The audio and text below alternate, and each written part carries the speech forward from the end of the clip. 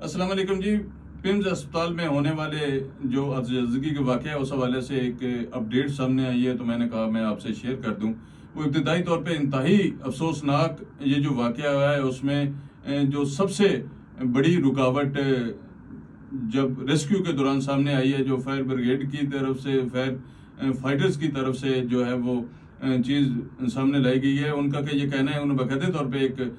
Letter جس میں پوری تفصیل انہوں نے لکھی ہے، اسسٹنٹ ڈائریکٹر جو ہے ان کی طرف سے جاری ہوا ہے ایک مراسلہ. تو اس میں یہ واضح طور پہ لکھا ہوا ہے کہ انہوں نے بتایا ہے اس میں کہ کس ٹائم پہ 6:55 پہ ان کو یہ اطلاع ملی، اس کے بعد انہوں نے کارروائی شروع کی اور وہاں پہ ان کو کن مسائل کا سامنا رہا. ان میں سب سے جو بڑا مسئلہ یا سب سے بڑی چیز سامنے آئی، وہ جو ہنگامی راستے ہوتے ہیں مختلف بلڈنگز میں یا اس یونٹ میں بنائے گئے تھے، اس ڈپارٹمنٹ میں جو بنائے گئے تھے، وہ مستقل طور پہ بند پائے گئے. اور یہ بڑی رکاوٹ تھی کہ کسی بھی ہنگامی صورتحال میں جو ہنگامی راستے ہمیشہ کھلے رہتے ہیں وہ مستقل طور پہ بند تھے. اور جو فائر ٹیم ہے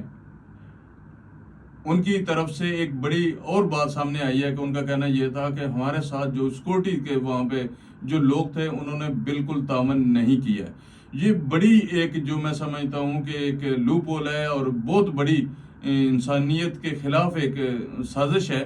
کہ اتنا بڑا سانحہ ہو جاتا ہے اور اس میں انتظامیہ کے جو لوگ ہیں وہ بھی تعاون نہیں کرتے، تو کس طرح ریسکیو کرنے کے معاملات کو بہتر کیا جا سکتا ہے. اور ہنگامی راستے بھی اس میں بند ہوتے. اگرچہ اس پہ ایک کمیٹی بنا دی گئی ہے، جو ایڈیشنل ڈپٹی کمشنر جنرل ہیں اسلام آباد، ان کی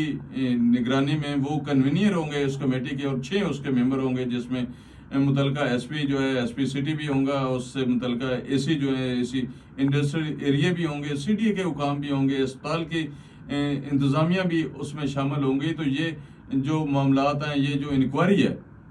اس کو براہ راست جو ہے وزارت داخلہ اس کو مانیٹر کرے گی اور یہ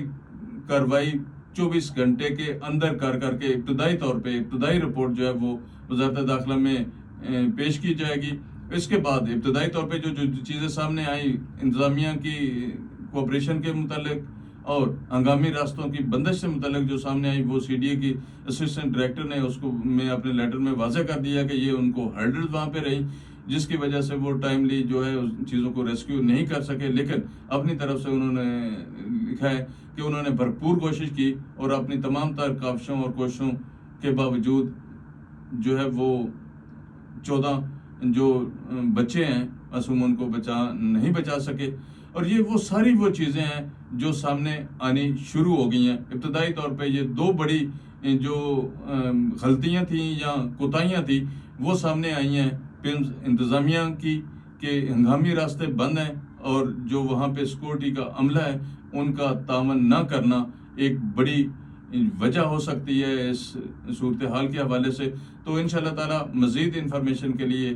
آپ کے ساتھ رابطے میں رہیں گے اور جو کوئی ایسی اپڈیٹ آئے گی وہ آپ کے سامنے رکھیں گے. بہت شکریہ.